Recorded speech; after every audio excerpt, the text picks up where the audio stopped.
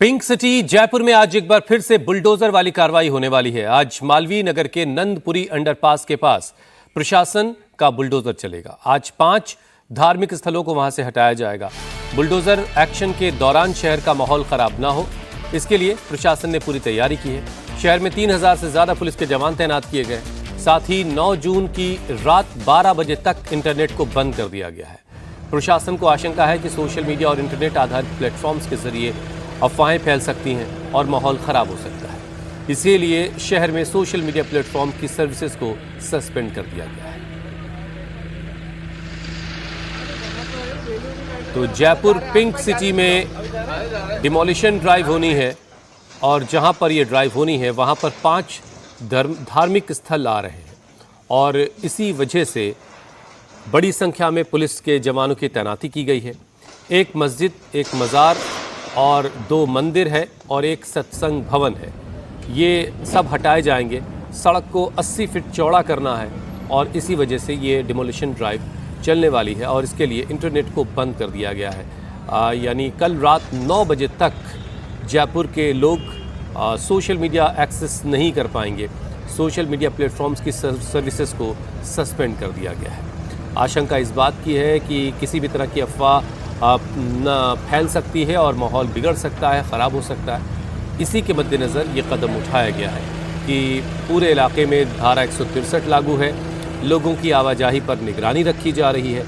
ये पूरा इलाका एक तरीके से सील कर दिया गया है कार्रवाई से पहले और 3 लेयर की बैरिकेडिंग वहाँ की गई है। जो इलाके के रहने वाले लोग हैं बस उन्हीं को वहाँ जाने की इजाज़त मिल रही है। के तहत जेडीए लगातार कार्रवाई कर रहा है और भजनलाल सरकार में एक बार फिर से बुलडोजर चलाने की तैयारी हो रही है। लाइन से ये देखिए बुलडोजर खड़े हुए हैं।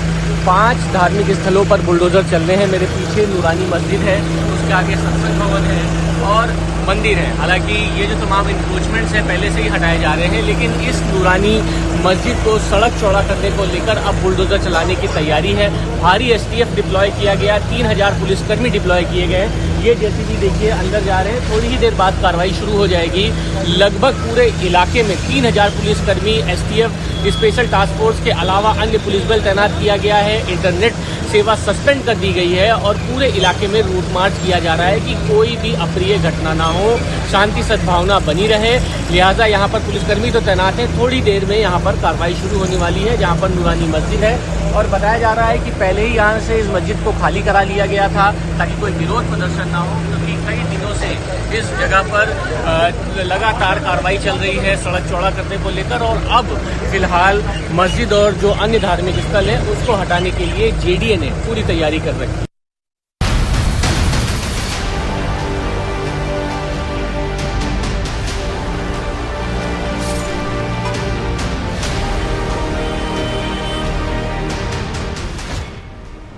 पिंक सिटी में आज फिर गरजेगा बुलडोजर।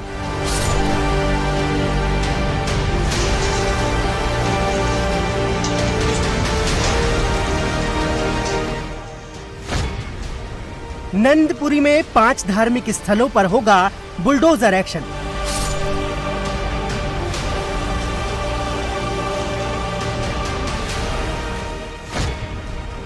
तीन 3000 पुलिस के जवान तैनात, धारा 163 लागू।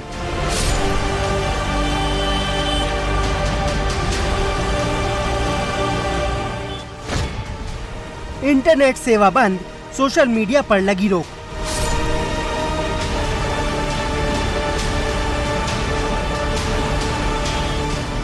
पिंक सिटी जयपुर में आज एक बार फिर प्रशासन का पीला पंजा चलने जा रहा है। मालवीय नगर के नंदपुरी अंडरपास के पास सड़क को 80 फीट चौड़ा करने के लिए जेडीए बड़ा बुलडोजर अभियान चलाने जा रहा है। इसके तहत रास्ते में आ रहे 5 धार्मिक स्थलों के अवैध निर्माणों को हटाया जाएगा।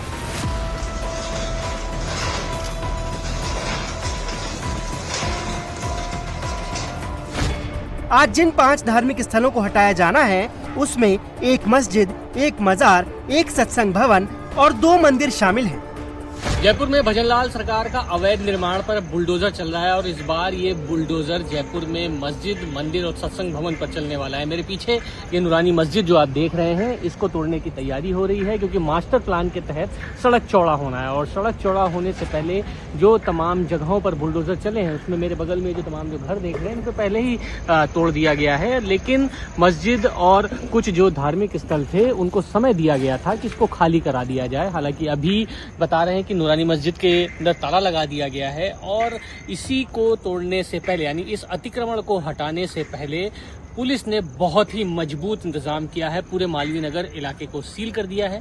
मेरे पीछे ये आप देखिए, यहाँ से लगभग 3 चरणों में बैरिकेड्स लगाए गए हैं। पुलिस ने सुरक्षा के इंतजाम के तहत यहाँ पर किसी को भी आने की इजाजत नहीं दी है। 3000 से ज्यादा पुलिसकर्मी पूरे इस इलाके में तैनात किए गए हैं। लगातार पूरे इलाके में रूट मार्च किया जा रहा है, खासतौर पर जयपुर के वो इलाके वॉल सिटी के अंदर के जहाँ पर मुस्लिम बहुल इलाका है, रामगंज, सुभाष चौक, किशनपुर बाजार, इन इलाकों में रूट मार्च किया जा रहा है।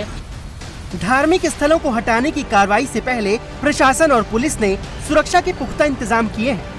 पूरे इलाके में भारी पुलिस बल तैनात है। इसके साथ ही प्रशासन ने मालवीय नगर के पूरे इलाके को सील कर दिया है। पुलिस ने 3 लेयर की बैरिकेडिंग की है। इसके साथ ही पूरे इलाके में धारा 163 लागू कर दी गई है। आम लोगों की आवाजाही पर निगरानी रखी जा रही है। धारा 163 लगाई गई है। रात को 12 बजे से लेके अगले दिन तक के लगभग 24 घंटे पूरी तरीके से इंटरनेट, व्हाट्सएप, सोशल मीडिया के मैसेज सब कुछ सस्पेंड कर दिया गया है। पुलिस ये कोशिश कर रही है कि किसी तरीके का कोई भ्रामक, कोई भी इस तरीके का प्रचार ना हो जिससे धार्मिक सद्भावना बिगड़ जाए, कहीं उपद्रव ना हो। इसको ध्यान में रखते हुए पुलिस ने बाकायदा गाइडलाइन जारी की है कि कोई भी व्हाट्सएप पे या सोशल मीडिया पर भ्रामक प्रचार ना करे। और अभी फिलहाल इंटरनेट बंद होने से पहले मैं जिस इलाके में मौजूद हूँ मैं आपको दिखा रहा हूँ कि ये मस्जिद है सामने, यहाँ पे पूरा पुलिस बल तैनात है। ये देखिए, ये पूरा स्कूल के पास सारे टेंट्स वगैरह यहाँ पे कैनोपी लगाए गए हैं जिसमें तमाम अधिकारी रुकेंगे और लगभग 3000 से ज्यादा पुलिसकर्मी यहाँ पर डिप्लॉय कर दिया है। पूरे इलाके को सील कर दिया है। प्रशासन ने संवेदनशील क्षेत्रों में अतिरिक्त पुलिस बल तैनात कर दिया है। सोशल मीडिया पर निगरानी रखने के लिए साइबर टीम को एक्टिव किया गया है। बुलडोजर एक्शन को लेकर किसी तरह की अफवाह न फैले, इसके लिए कल रात 12 बजे तक इंटरनेट सर्विस को भी सस्पेंड कर दिया गया है। बल्क SMS और इंटरनेट आधारित मैसेजिंग सेवाओं पर भी रोक रहेगी।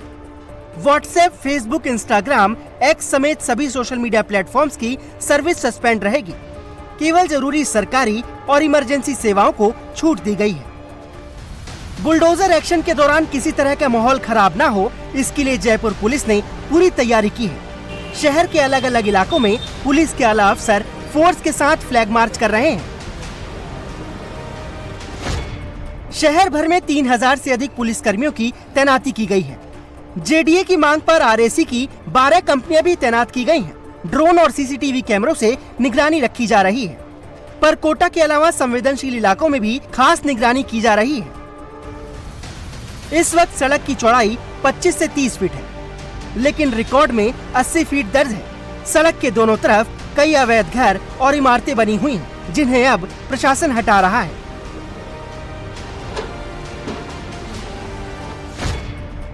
नंदपुरी अंडरपास से जगतपुरा को जोड़ने वाली करीब 1.5 किलोमीटर लंबी सड़क 6 कॉलोनियों के बीच से गुजरती है।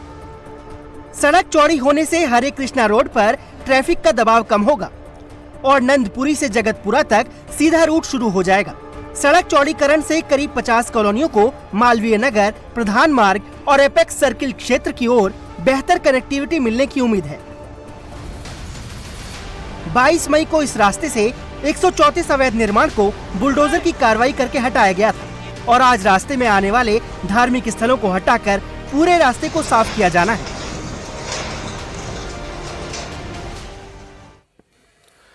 बड़ी खबर मिडिल ईस्ट से है, जहां ईरान ने एक बार फिर से इजराइल पर जोरदार हमला कर दिया है। बीती रात ईरान की तरफ से इजराइल पर कई मिसाइलें दागी गईं। इजराइल ने दावा किया कि ईरान की तरफ से देर रात भारी तादाद में मिसाइल्स दागी गई हैं। इजरायली कब्जे वाले वेस्ट बैंक के आसमान में कई मिसाइलें देखी गईं। ईरान ने लेबनान पर हमले की हालत में इजराइल पर अटैक की चेतावनी दी थी।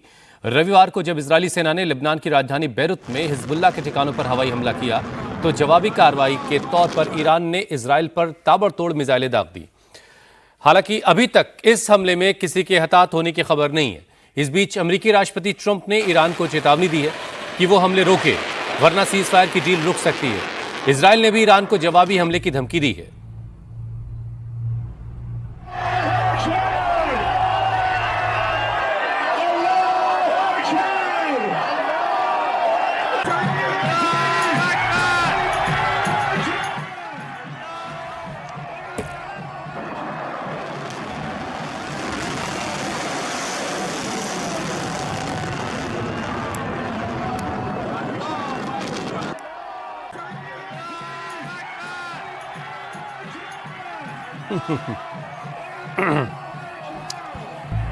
ये उस वक्त की तस्वीरें देख रहे हैं जब मिसाइलों को लॉन्च किया गया।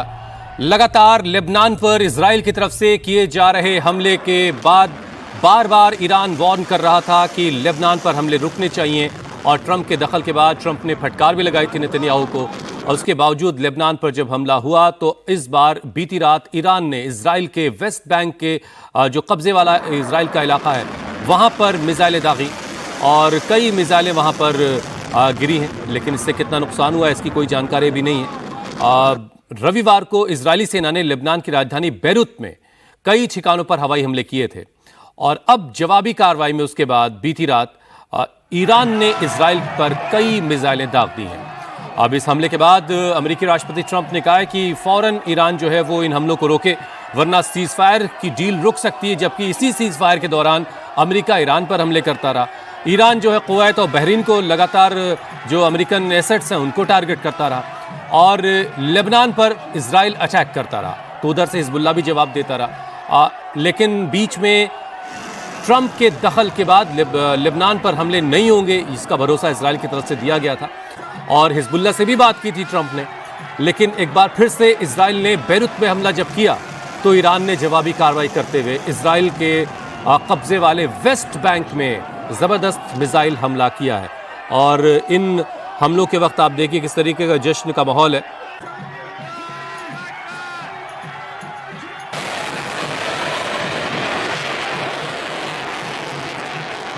एक्सपर्ट्स इसे डिटरेंस के तौर पर ही देख रहे हैं, मतलब ये कि बीच बीच में सीज फायर अगर अमेरिका करता है और उसके बाद भी हमले करता रहता है और ये टेस्ट करता है कि क्या ईरान इसका जवाब देगा, तो अब ईरान की तरफ से ये भी क्लियर है कि वो हर एक हमले का न सिर्फ जवाब देगा बल्कि ईंट का जवाब पत्थर से देगा, और उसी तरीके से वो इस बार लेबनान पर हुए हमले का जवाब दिया गया है। अब खबर पटना से। पटना में हुई फायरिंग के मामले में सबकी नजर कोर्ट पर अब रहने वाली है, क्योंकि आज फैजल खान उर्फ Khan sir Patna civil court में अग्रिम जमानत याचिका दायर कर सकते हैं। जानकारी के मुताबिक आज खान सर कोर्ट पहुंच सकते हैं। इसके अलावा रोशन सर की जमानत याचिका पर भी सुनवाई होनी है। अब देखना यह है कि रोशन सर बाहर आएंगे या अभी उन्हें जेल में ही रहना पड़ेगा। वहीं खान सर के 2 सुरक्षा कर्मियों की जमानत याचिका पर भी सुनवाई होनी है। हालांकि रोशन सर के छात्रों ने आज प्रदर्शन की कॉल दी है। उनकी मांग है कि खान सर को गिरफ्तार किया जाए और रोशन सर बाहर आए।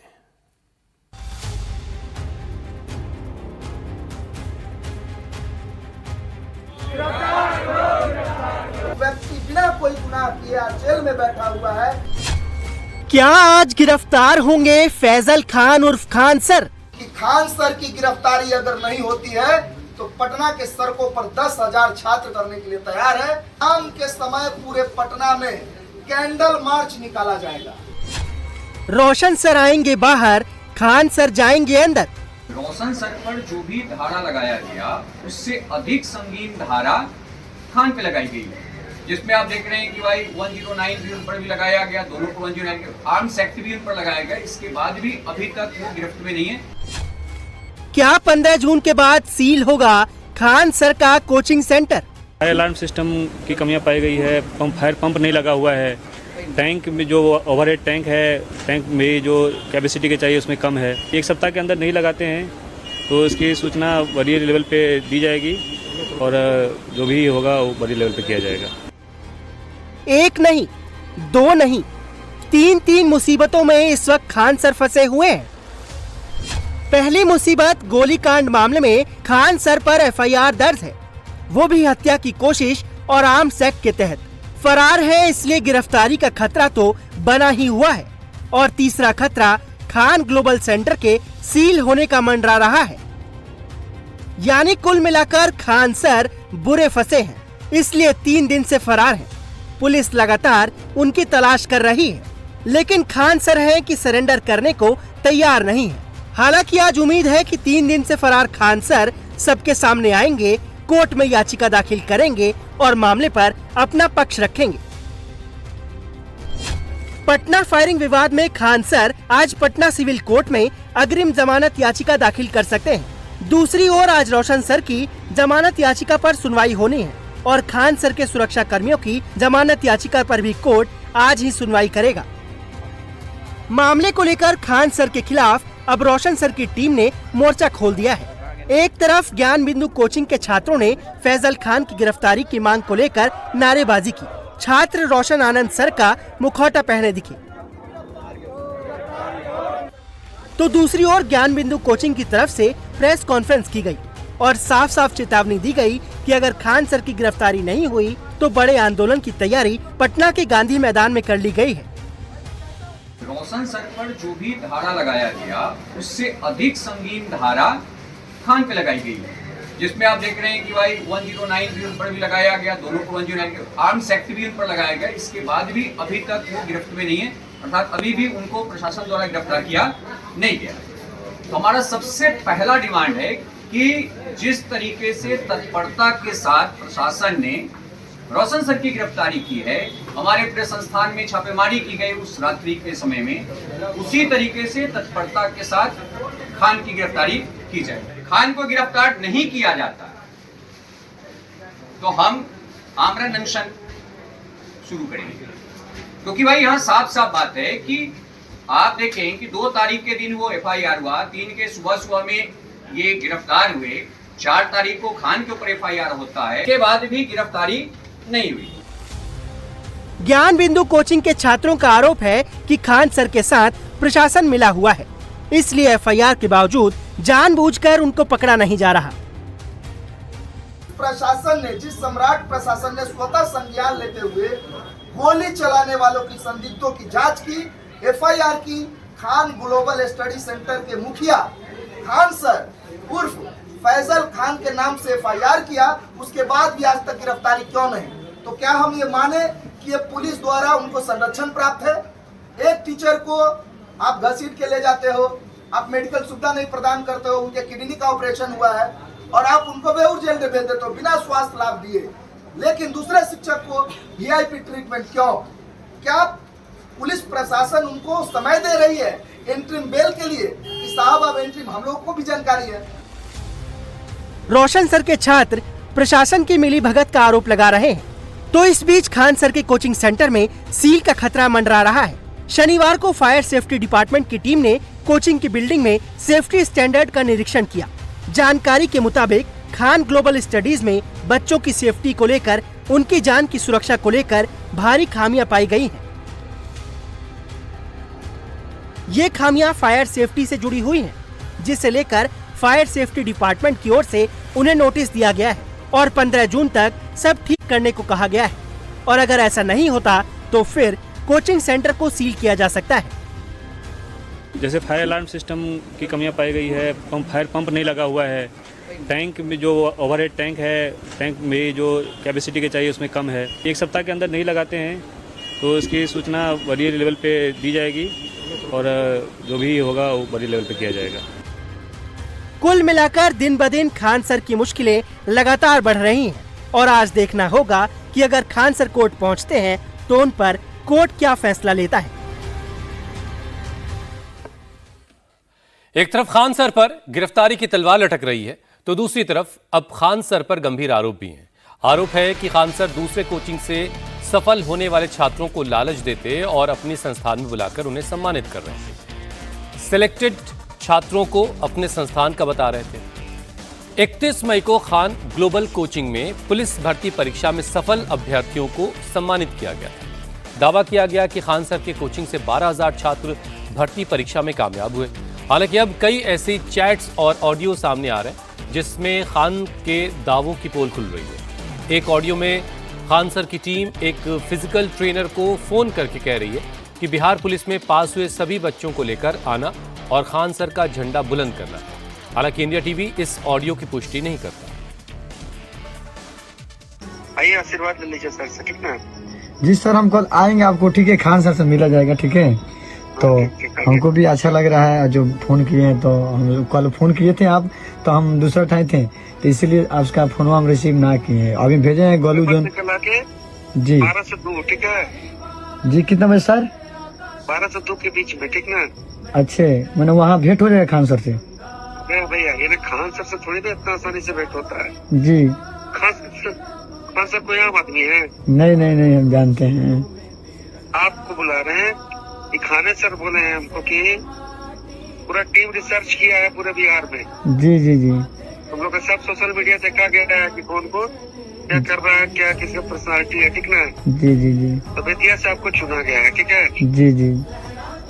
बेतिया बगहा में उधर पूरा आपको इलाका जी संभालना है। जी जी जी जी। खान सर का झंडा बुलंद करना है, ठीक है? जी जी जी। हम कल आज रखे थे गाड़ी में, बच्चा लोग बोला है नहीं सर आप जाइए, और पूरा चंपारण जितना है पूरा लोग जाने का। ठीक ठीक जाए, ठीक है। आइए आप कल आइए बेटा, ठीक ना? जी। बच्चा निकला समझिए 260-70 लड़का हो गया अभी तक ना, तो फिजिकल में मतलब मैसेज किए सलेगन के पास कि खान सर सबको मिलने के लिए बुलाए हैं पटना, लेकिन अपना ग्रुप में वो जोड़ देंगे। अच्छा। कि सबके नंबर देना जोड़ देंगे और उसमें मैसेज अपना जाते रहेगा। अच्छा। हम तो बोले नहीं हो कि इस सर कॉल किए हैं, मिलने चलना है सबको पटना। अच्छा। हम मतलब तो उसी दिन से हम कॉल बैक किए व्हाट्सएप पे कि हाँ जो कॉल किए थे ये वो ग्रुप है उसमें ऐड कर देंगे, कहिया समारोह होगा वो उस दिन सबको आना है। ऐसा बात है। खान सर मतलब जितना फेसबुक सबके नंबर लेके सब कॉल कर रहे हैं, लोग 7 गो हैं। जहां पर ईरान एक बार फिर से इजराइल पर जोरदार अटैक कर दिया है। बीती रात ईरान की तरफ से इजराइल पर कई मिसाइलें दागी गई थी। इजराइल ने यह दावा किया है कि ईरान की तरफ से देर रात भारी तादाद में मिसाइल्स दागे गए हैं। इजरायली कब्जे वाली वेस्ट बैंक के आसमान में कई मिसाइल नजर आई हैं। ईरान ने लेबनान पर हमले की स्थिति में इजराइल पर अटैक की पहले ही चेतावनी दी थी। रविवार को जब इजरायली सेना ने लेबनान की राजधानी बेरूत में हिजबुल्लाह के ठिकानों पर हवाई हमले किए तो जवाबी कार्रवाई के तौर पर ईरान ने इजराइल पर ताबड़तोड़ मिसाइल्स दाग दी। हालांकि अभी तक इस हमले में किसी के भी हताहत होने की जानकारी नहीं है। इस बीच अमेरिकी प्रेसिडेंट ट्रंप ने ईरान को चेतावनी दी है कि वो हमले रोके वरना सीज़फायर की डील रुक सकती है। इजराइल ने भी ईरान को जवाबी हमले की धमकी दी है। ये बड़ी खबर आपको बता रहे हैं, ईरान ने एक बार फिर से इजराइल पर जोरदार हमला शुरू कर दिया है। ईरान की तरफ से इजराइल के अलग अलग जगहों पर कई मिसाइलें देर रात दागी गई हैं। इजरायली कब्जे वाले वेस्ट बैंक पर भी ये मिसाइलें दागी गई हैं। अमेरिकी प्रेसिडेंट ट्रंप का भी स्पीच बयान सामने आया है कि अगर यही रवैया ईरान अपनाता रहा तो ऐसे में बातचीत और मध्यस्थता हो ही नहीं पाएगी। ईरान को अपने हमले तुरंत रोकने होंगे। और ये 2 तस्वीरें हम आपको दिखा रहे हैं जहां पर हमले के बाद ईरान में किस तरीके का जश्न का माहौल है। ईरान ने इजराइल पर हमला किया और इजराइल पर कई बार अचानक से ये ताबड़तोड़ मिसाइलें दागी गई हैं। ये इजराइल का आसमान आप देखिए जहां पर ईरानी मिसाइल गरजती हुई आपको नजर आएंगी। और इस मिसाइल हमले करने के बाद से इजराइल को नुकसान पहुंचाने के बाद ईरान में जश्न की तस्वीरें भी सामने आई जहां पर लोग खुशी मनाते हुए नजर आए जिस तरीके का नुकसान ईरानी मिसाइल ने इजराइल में किया है।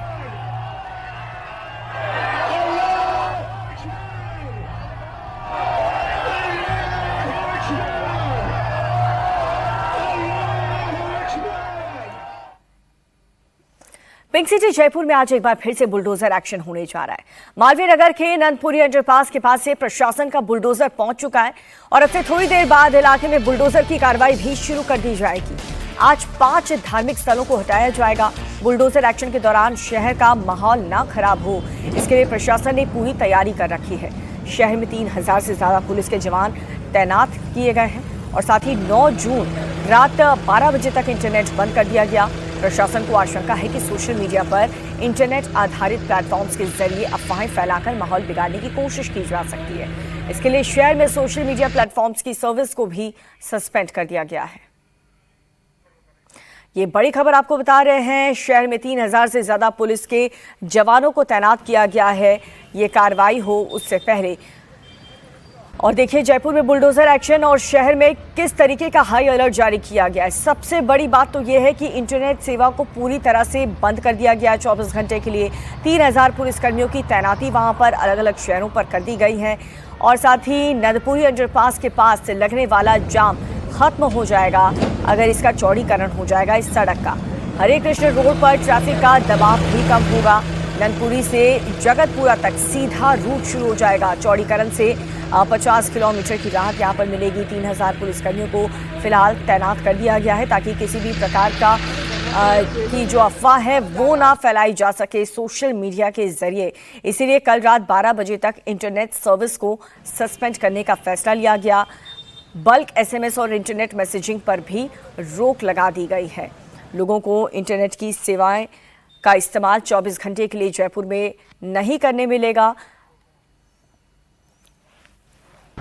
जयपुर में बुलडोजर कार्रवाई होने वाली है और मैं जिस जगह मौजूद हूं मेरे पीछे आप देखिए ये नूरानी मस्जिद है जिसको ग्रीन कपड़े से ढक दिया गया है क्योंकि माना जा रहा है कि यहां पर इस पर और आसपास इलाकों पर बुलडोजर चलेगा। लगभग 5 धार्मिक स्थल हैं जो कि सड़क चौड़ा करने को लेकर इस पर बुलडोजर की कार्रवाई की जा रही है और भारी पुलिस बल तैनात किया गया है। चप्पे चप्पे पर पुलिस बल तैनात किया गया है। STF की फोर्सेज डिप्लॉय की गई है। इंटरनेट सेवा सस्पेंड कर दी गई है और किसी भी सोशल मीडिया पर भ्रामक खबरें फैलाने वाले के ऊपर कार्रवाई करने के लिए पहले ही पुलिस कमिश्नरेट की तरफ से निर्देश दिया गया है। मेरे पीछे आप जो बिल्डिंग आप देख रहे हैं ये वो नूरानी मस्जिद है जो कि सड़क चौड़ा किया जा रहा है। उसको देखते हुए इस पर बुलडोजर चलाने की तैयारी की जा रही है और पहले ही लगभग 8 से 10 JCB बुलडोजर यहां पर मौके पर आ चुकी हैं। इस मस्जिद के अलावा आगे जो मंदिर है सत्संग भवन है उनको भी हटाने की तैयारी की जा रही है। यानी 5 धार्मिक स्थल हैं जिसमें एक मस्जिद, एक मजार, एक सत्संग भवन और मंदिर है। सड़क चौड़ा करने की कार्रवाई बहुत पहले से जयपुर विकास प्राधिकरण कर रहा है। इनको नोटिस भी दे दिया गया और बाकायदा इसको खाली करने के लिए भी कहा गया और अब मियाद जब खत्म हो रही है तब इस पर बुलडोजर चलाने की तैयारी की गई है। में मास्टर प्लान के तहत JDA लगातार कार्रवाई कर रहा है और भजनलाल सरकार में एक बार फिर से बुलडोजर चलाने की तैयारी हो रही है। लाइन से ये देखिए बुलडोजर्स खड़े हुए हैं। 5 धार्मिक स्थलों पर बुलडोजर चल रहे हैं। मेरे पीछे नूरानी मस्जिद है, उसके आगे सत्संग भवन है और मंदिर है। हालांकि ये जो तमाम इंक्रोचमेंट्स हैं पहले से ही हटाए जा रहे हैं लेकिन इस नूरानी मस्जिद को सड़क चौड़ा करने को लेकर अब बुलडोजर चलाने की तैयारी है। भारी STF डिप्लॉय किया गया। 3000 पुलिसकर्मी डिप्लॉय किए गए। ये JCB देखिए अंदर जा रहे हैं। थोड़ी ही देर बाद कार्रवाई शुरू हो जाएगी। लगभग पूरे इलाके में 3000 पुलिसकर्मी STF स्पेशल टास्क फोर्स के अलावा अन्य पुलिस बल तैनात किया गया है। इंटरनेट सेवा सस्पेंड कर दी गई है और पूरे इलाके में रूट मार्च किया जा रहा है कि कोई भी अप्रिय घटना ना हो, शांति सद्भावना बनी रहे। लिहाजा यहाँ पर पुलिसकर्मी तो तैनात हैं। थोड़ी देर में यहाँ पर कार्रवाई शुरू होने वाली है जहाँ पर नूरानी मस्जिद है और बताया जा रहा है कि पहले ही यहाँ से इस मस्जिद को खाली करा लिया गया था ताकि कोई विरोध प्रदर्शन ना हो क्योंकि कई दिनों से इस जगह पर लगातार कार्रवाई चल रही है सड़क चौड़ा करने को लेकर और अब फिलहाल मस्जिद और जो अन्य धार्मिक स्थल है उसको हटाने के लिए JDA ने पूरी तैयारी कर रखी है। दिल्ली के मालवीय नगर के एक फ्लोर स्टे होटल में हुए अग्निकांड में घायल एक जिंदगी खत्म हो गई है। पुलिस के मुताबिक एक विदेशी नागरिक की इलाज के दौरान अस्पताल में मौत हो गई। इसके साथ ही अग्निकांड में मरने वालों की जो संख्या है वो अब बढ़ चुकी है और ये संख्या 21 से बढ़कर 22 हो गई है। वहीं इस अग्निकांड की जांच भी तेज हो गई है। दिल्ली पुलिस ने होटल के मालिक लवकेश बजाज और रसोई के शेफ नेगी को गिरफ्तार कर लिया है। पुलिस की टीम होटल मालिक के साथ जय मिश्रा का पता लगाने के लिए काम कर रही है जो घटना के बाद से ही फरार चल रहा है। वहीं कुक केशव नेगी ने पूछताछ में ये बताया कि रसोई में इलेक्ट्रिक स्टोव चालू करने के कुछ ही देर बाद आग लग गई और उसका दावा यह है कि स्टोव में विस्फोटक हुआ जिससे आग तेजी से पूरी बिल्डिंग में फैल गई और आग और धुएं के बीच घबराहट में नेगी ने BNB की मेन बिजली बंद कर दी और वहां से भाग गया। पुलिस को शक यह है कि बिजली सप्लाई बंद करने के कारण इलेक्ट्रॉनिक डोर लॉकिंग सिस्टम काम करना बंद कर गए। इससे कई मेहमान अंदर ही फंस गए और धुएं आग के बीच बाहर नहीं निकल सके। पुलिस अब होटल से जुड़े अन्य लोगों से भी पूछताछ कर रही है। वहीं पुलिस आग लगने और रेस्क्यू ऑपरेशन में देरी होने का भी पता लगा रही है। जांच में यह भी सामने आया कि होटल वेंटिलेशन और इमरजेंसी सर्विस में भारी खामी थी। बेसमेंट का रास्ता बंद होने की वजह से रेस्क्यू टीम दरवाजा तोड़कर अंदर पहुंची जिसके चलते आग लगने के तुरंत बाद लोगों तक मदद नहीं पहुंच सकी। मालवीय नगर अग्निकांड होटल के कुक केशव नेगी की गिरफ्तारी को लेकर के विवाद शुरू हो चुका है। उत्तराखंड के लोगों का यह कहना है कि घटना की हाई लेवल जांच होनी चाहिए और दोषियों के खिलाफ सख्त कार्रवाई होनी चाहिए।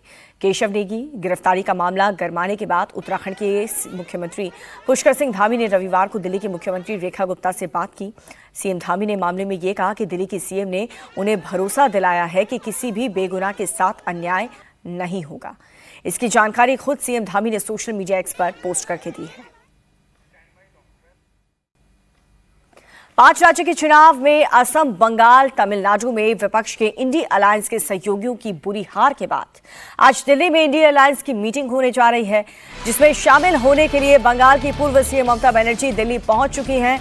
दिल्ली के कॉन्स्टिट्यूशनल क्लब में दोपहर 12 बजे होने वाली ये बैठक इंडिया ब्लॉक की बैठक में 23 दलों के नेता शामिल हो रहे हैं, जिनमें कांग्रेस अध्यक्ष मल्लिकार्जुन खड़गे हैं, नेता प्रतिपक्ष राहुल गांधी हैं, टीएमसी नेता ममता बनर्जी के साथ शिवसेना यूबीटी प्रमुख उद्धव ठाकरे, समाजवादी पार्टी के चीफ अखिलेश यादव और आरजेडी नेता तेजस्वी यादव भी शामिल हैं।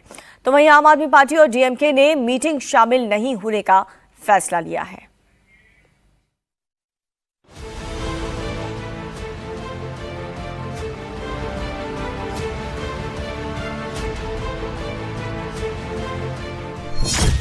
बंगाल हारकर दिल्ली पहुंची दीदी, इंडिया ब्लॉक की मीटिंग होगी।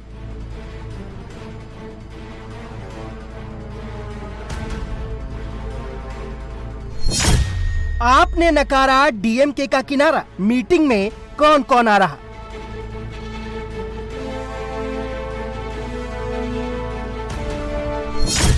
आज दिल्ली में इंडिया गठबंधन 5 राज्यों के चुनाव के बाद मंथन।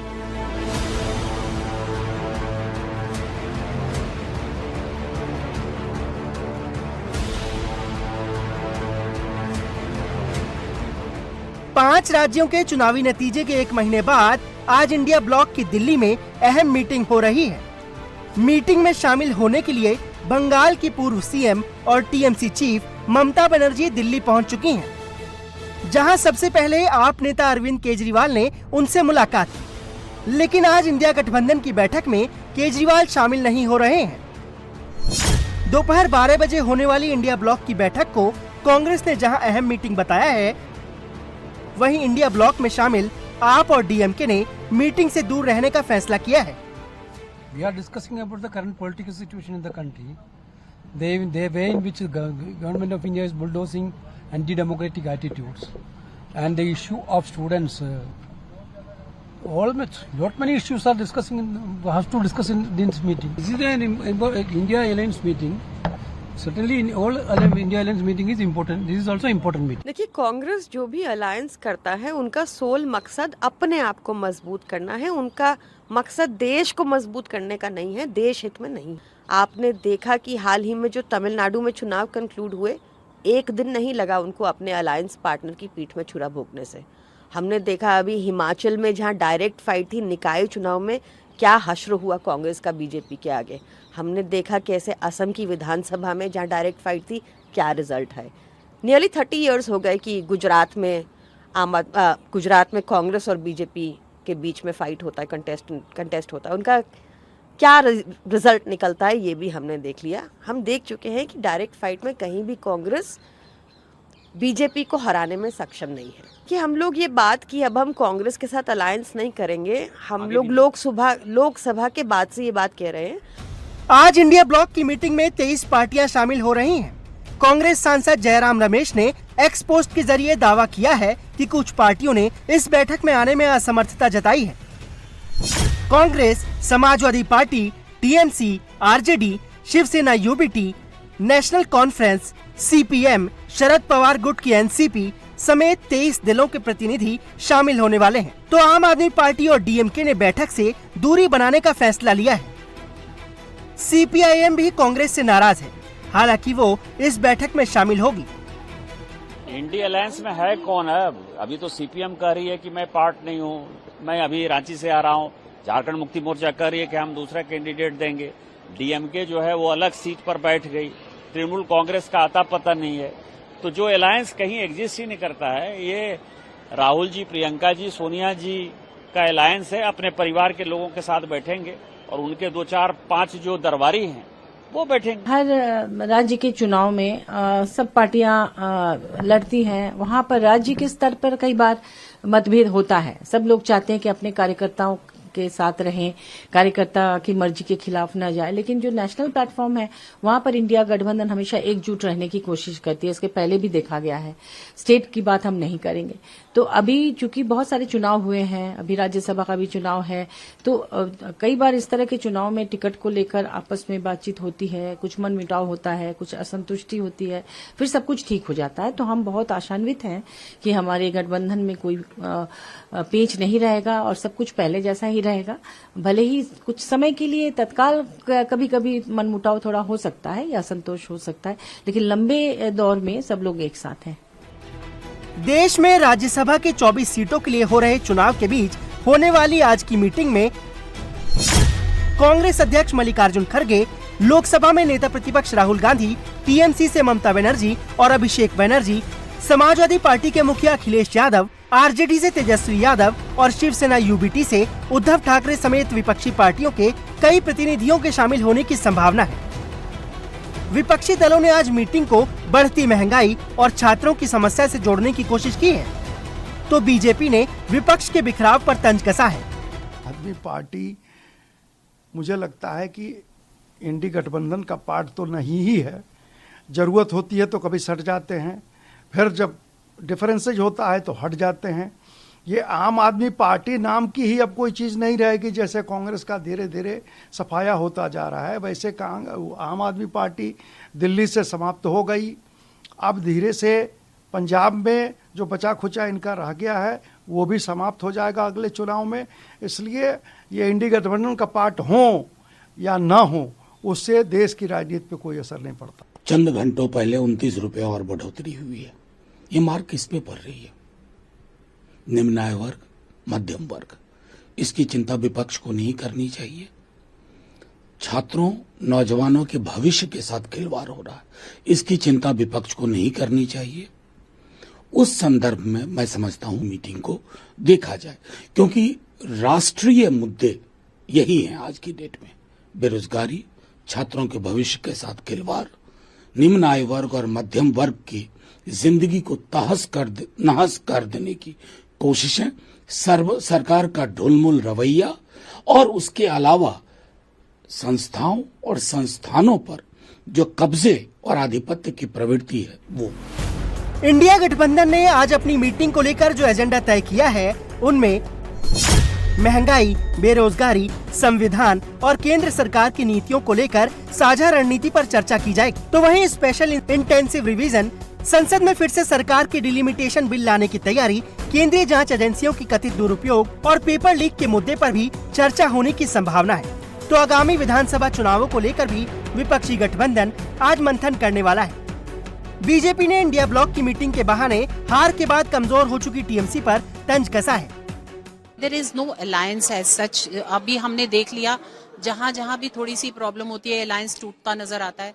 चाहे वेस्ट बंगाल देख लीजिए, तमिलनाडु देख लीजिए, और कांग्रेस जब है जहां पर है वहां कोई अलायंस हो नहीं सकता, क्योंकि एक्चुअली ये सारे कांग्रेस से ही टूटे हुए हैं, उनसे पहले से ही खफा थे, इसलिए इन्होंने अपनी पार्टीज बनाई, और उसको जबरदस्ती अगर आप जोड़ोगे तो वो ज्यादा दिन तक चलती नहीं है। अभी बंगाल में ममता बनर्जी और टीएमसी पार्टी, ये दोनों मतलब बिखरते जा रहे हैं, लेकिन इंडिया गठबंधन तो है ही है, और इंडिया गठबंधन की भीतर ममता बनर्जी का क्या रोल रही ये भी हम सबको जानकारी में है। तो फिर भी अगर इंडिया गठबंधन की कोई मीटिंग होगी तो एक उस पर शामिल होने के लिए कोई भी आ सकते हैं, इसमें हमें तो कुछ कहना सही नहीं होगी।